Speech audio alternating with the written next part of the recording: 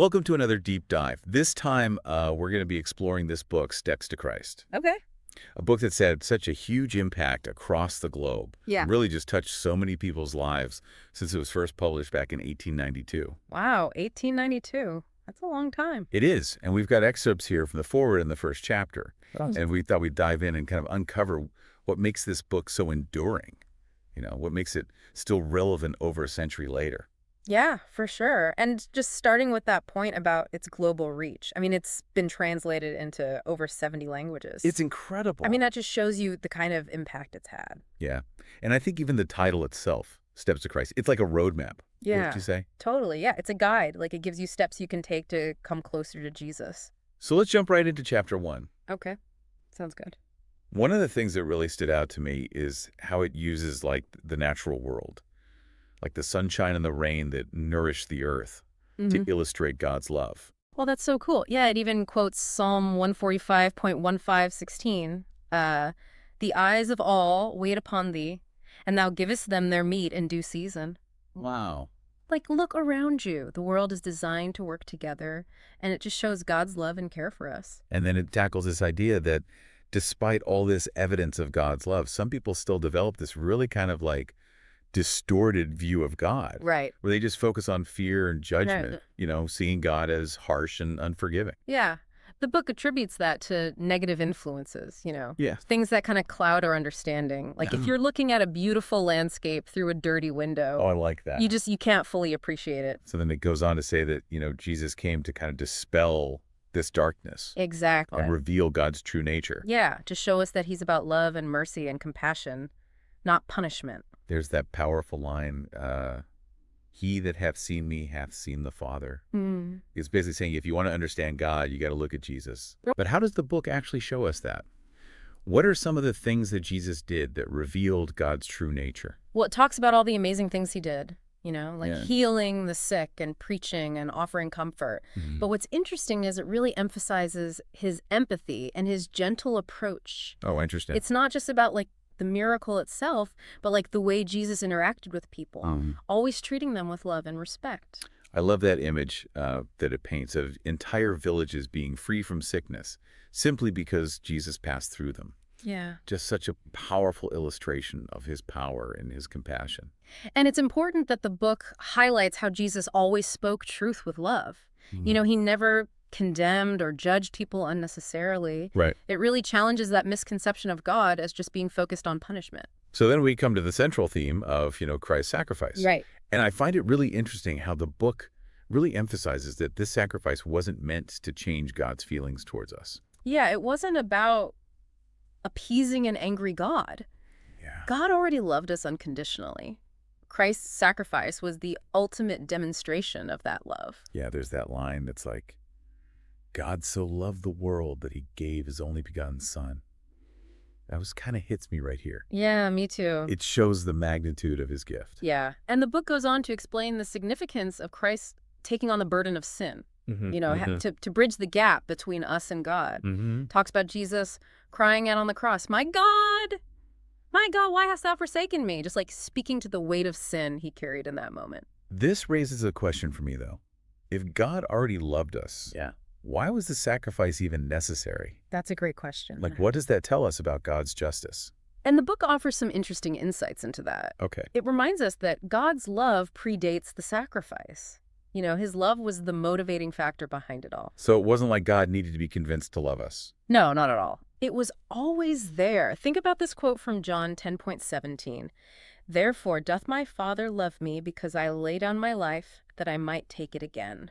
Okay, help me unpack that a little bit, because on the surface, that's kind of confusing. Yeah, I know it sounds a little strange at first. Yeah. But the book explains that God's love for humanity actually deepens his love for Jesus because of the sacrifice made. Oh, wow. It's like this beautiful illustration of the connection of their love. So it's not just God loving us, but God loving Jesus even more because of what he did for us. Exactly. Oh. And through Christ's sacrifice, God can be both just upholding the law and the justifier of those who believe, Right. offering forgiveness and reconciliation. So what does that mean for us? You hit the nail on the head. It's not just about understanding God's love in some abstract way. Yeah. It's about how that love transforms us, how it changes our identity. The book highlights this incredible potential we have through Christ, the shift from being separated from God to becoming his sons and daughters. That's a pretty amazing transformation. It is, going from being strangers to being welcomed into this loving family. Yeah. And it's so beautifully captured in this quote, "Behold what manner of love the Father hath bestowed upon us, that we should be called the sons of God." Think about that. Right. Like, by assuming human form, Christ elevates humanity, Yeah. making us worthy of this incredible title. It's amazing to consider that through Christ we can have this intimate familial relationship with God. Yeah. It's not just about fearing him or following rules. It's about being loved and accepted as his children. So exactly, that's the heart of what Steps to Christ is trying to convey. It's understanding the depth of God's love and allowing it to transform us from the inside out. So it sounds like this first chapter really lays the groundwork. It does. Paints this beautiful picture of God's love and its power to change us. Exactly. And it's setting the stage for exploring those steps toward Christ that the book promises to guide us through. So we've seen the beautiful landscape. Now we have to figure out how to actually step into it and explore its wonders. Yes, exactly. Before we do that, though, I think it's helpful to just take a moment to reflect on what we've learned from this first chapter. Okay. What stands out to you as the most important takeaway so far? I think for me, it's the overwhelming message of God's unconditional love. It makes it so clear that it's not dependent on anything we do. Right. We don't have to earn it or prove ourselves worthy of it. Yeah. It's freely given and available to everyone. Yeah. And what I find so powerful about it is that this love isn't just theoretical. Right. It manifests in tangible actions that improve people's lives. Yeah. We see that in Jesus' ministry of healing and teaching and offering comfort. Exactly. That's a love that reaches out to us, meets us where we are, offers us hope and healing. And what I find particularly compelling is that it's not passive.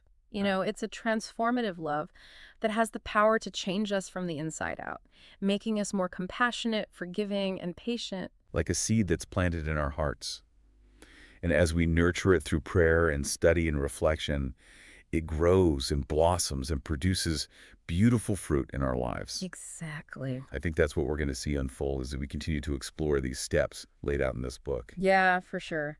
Well, I don't know about you, but I'm ready to take those steps. Me too. Stay tuned as we dive into the rest of Steps to Christ and uncover the practical guidance it offers for living a life transformed by God's love.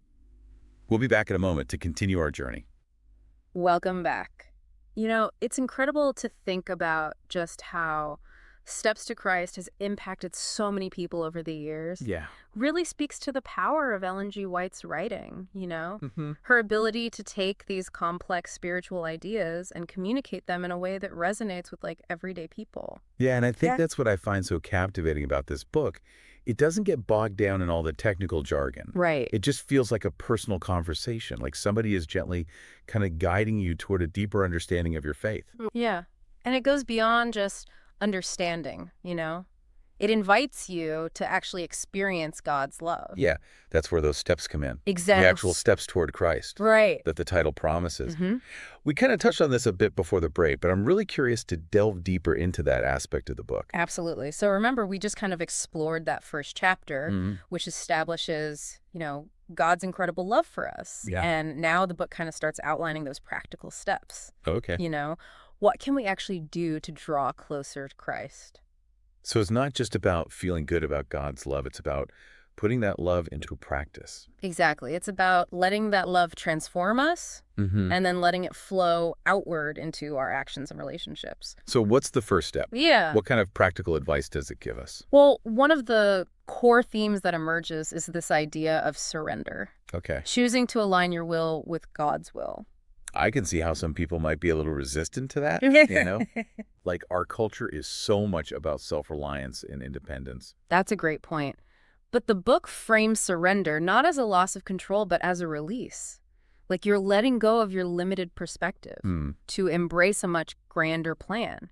You're trusting that God knows a better route than you do, even if it takes you down some unexpected paths. Like trusting that the GPS knows a shortcut that we haven't discovered yet. Exactly. And that trust is built through a relationship with God. You know, it's about spending time with him in prayer, studying his word, reflecting on his guidance in your life. So it's not just about blindly following rules. No. It's about cultivating a connection with God that informs your choices and actions. Exactly. But how do you know if you're truly surrendering to God's will Mm-hmm. or if you're just following your own desires? That's a great question, and one that the book addresses head on. Okay. You know, it encourages us to really examine our motivations. You know, are we seeking to please God or ourselves? Are we acting out of love or fear? It's about developing that discernment, you know, that ability to hear God's voice speaking to your heart.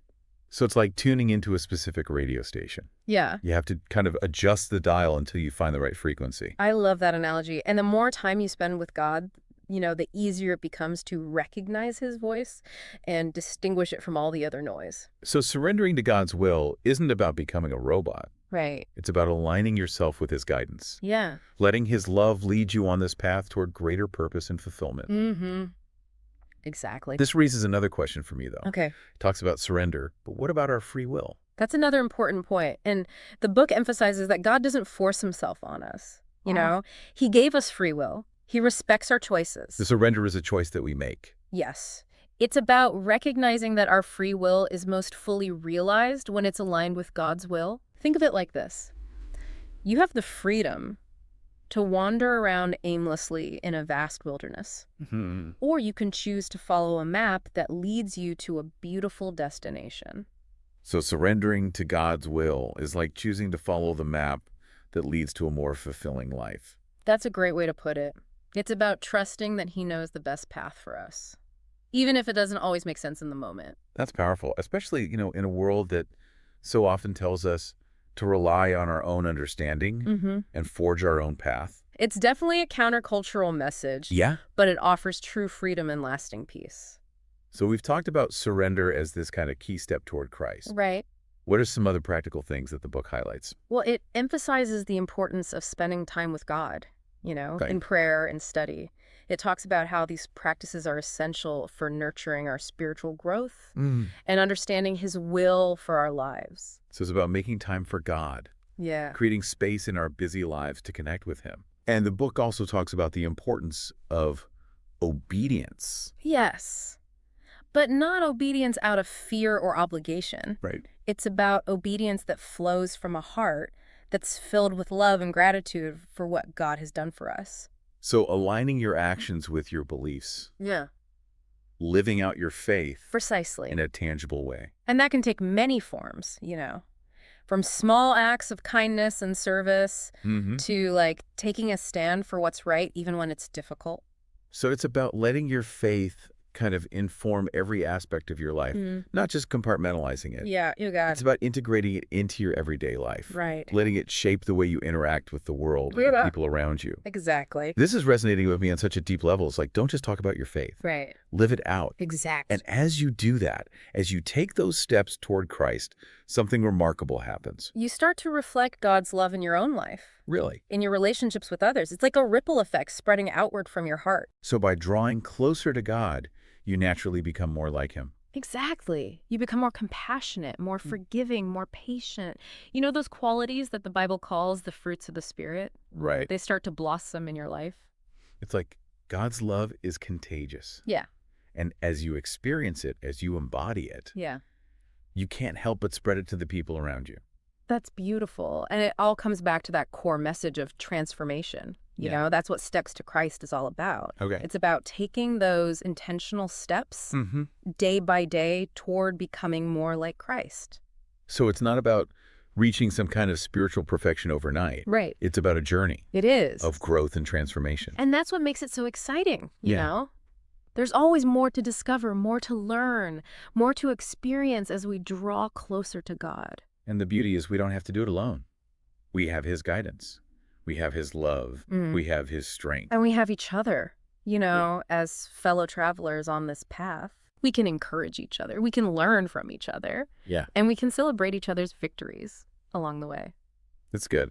Yeah. I feel like we've covered a lot of ground here We have. in this part of our deep dive. So what are some key takeaways Okay. that you think our listeners should hold on to as we continue to explore Steps to Christ? I think the most important takeaway is that Drawing closer to Christ is an active process. It's not something that just happens passively. It requires us to make intentional choices, to surrender our will to his will, to nurture our relationship with him through prayer and study, and to live out our faith in tangible ways. So moving beyond just believing in God, to actually experiencing him in a real and personal way. And as we do that, as we take those steps, we open ourselves up to the transformative power of his love, allowing him to shape us into the people he created us to be. That's a journey worth taking, we say. Yeah, absolutely. Stay tuned as we continue our deep dive into steps to Christ after a quick break. We'll be back to explore how these steps lead us to a more meaningful life, a life filled with purpose and joy and love. And we're back, continuing our deep dive into steps to Christ. You know, before the break, we were talking about how this book encourages us to take practical steps. To draw closer to Christ. And we were kind of exploring how that transformation happens through surrender. And spending time with God. And aligning our actions with our beliefs. It's been so fascinating to unpack those steps. It really has. And see how they connect back to that foundational message of God's love. And remember, it's not just about understanding this love intellectually. It's about experiencing its power to change us. Exactly. So I'm curious about the end result. Like, what does a life transformed by God's love actually look like? That's a great question. What are some of the changes we see? And Steps to Christ really doesn't shy away from addressing that. In fact, it dedicates several chapters to exploring the fruits of a life lived in close relationship with God. So it's not just about checking off a bunch of spiritual to-do list items. It's about a real tangible shift in how we live and interact with the world. Exactly. And one of the first things it highlights is this growing sense of peace and joy. It talks about how as we surrender our anxieties and our fears to God, we experience this deep inner peace that goes beyond our circumstances. I think that's something we all long for, you know, in today's world, to find that unshakable peace amidst all the chaos. Absolutely. And the book emphasizes that this peace isn't just the absence of trouble. It's a deep sense of well-being that comes from knowing that you are loved and cared for by a God who's in control. It's like having an anchor that keeps you grounded no matter how rough the seas get. I love that analogy. And alongside that peace, the book talks about experiencing joy that isn't dependent on our circumstances. It's a joy that comes from a heart filled with gratitude for God's love and grace. So it's not about chasing these fleeting moments of happiness. But about this like deep, abiding joy. Exactly. That permeates every aspect of your life. And then that joy overflows into your relationships with others. The book talks about how as you experience God's love, you naturally become more loving and compassionate toward the people around you. It's like that ripple effect we were talking about. It is. The love you receive from God radiates outward, touching the lives of those you encounter. Exactly. And you find yourself being more patient, more forgiving, more understanding. You start to see people through the lens of God's love, you know? Recognizing their inherent worth and dignity. This is where those fruits of the Spirit really start to manifest, isn't it? Yes. That love, joy, peace, patience, kindness, goodness, faithfulness, gentleness, and self-control. Yes. And the book emphasizes that these aren't qualities we just conjure up on our own. They're the natural outpouring of a heart transformed by God's love. As we draw closer to him, these qualities begin to flow through us. It's like a gardener tending to a plant. You provide the right conditions, sunlight, water, nutrients, and the plant naturally produces beautiful flowers and fruit. Such a beautiful picture. So as these fruits of the Spirit blossom in our lives, they really impact every aspect of our being. They do. Our thoughts, words, and actions become more aligned with God's will. Exactly. And we start to see the world through a different lens, you know, a lens of love and compassion. And I think our priorities shift as well. They do. We become less focused on our own needs and desires and more concerned with serving others, making a difference in the world. Exactly. And that's where true fulfillment lies, you know, in living a life of purpose. A life that makes a difference. It's amazing how these seemingly small steps toward Christ can lead to such profound changes in our lives and ripple outward to impact the world around us. It is amazing. But I'm wondering, Okay. does the book address those times when we stumble, when we fall back into old patterns? Because let's face it, none of us are perfect. That's such an important point. And the book acknowledges that, this journey isn't always easy. Right. But it reassures us that God's love At is the center. constant. Yeah. Even when we mess up, He doesn't abandon us in our failures. Yeah. He offers us forgiveness and grace to get back on track. So it's not about striving for perfection. Right. It's about embracing the process. Yeah. Knowing that God is with us every step of the way. Exactly. Guiding us, strengthening us, helping us to grow. And the book encourages us to view those stumbles not as defeats, but as opportunities for learning and growth. Oh, that's good. It reminds us that even in our weaknesses, God's strength is made perfect. But that's encouraging. It is. And as we continue on this journey, as we keep taking those steps towards Christ, we discover that our lives become more meaningful, more fulfilling. We find a sense of purpose in knowing that we're living in alignment with His plan for us. It's like all the pieces of the puzzle start to fit together. We do. We discover our unique gifts and talents and find ways to use them to serve God and others. And that's where true fulfillment lies. Right. In living a life of purpose. Yeah. A life that makes a difference. So it's not just about getting to heaven someday. Right. It's about experiencing a taste of heaven here on earth. That's beautifully said. Yeah. And Steps to Christ provides us with that map, that guidebook, Yeah. the encouragement that we need to embark on this incredible journey.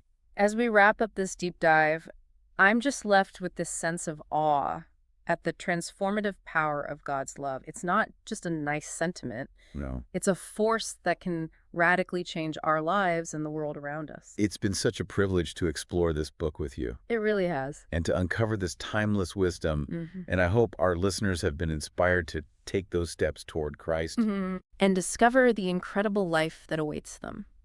So if you're feeling lost, if you're searching for something more, if you're yearning for that deeper connection with God, Yeah, Steps to Christ offers a path forward. it does. Pick up a copy and see where the journey leads you. You might be surprised by what you discover Yeah. and by the power of God's love. Thanks for joining us on this deep dive. Yes, thank you. We hope it's been an enlightening journey for you. Until next time, may you find peace, joy, and ever-growing love in your walk with Christ.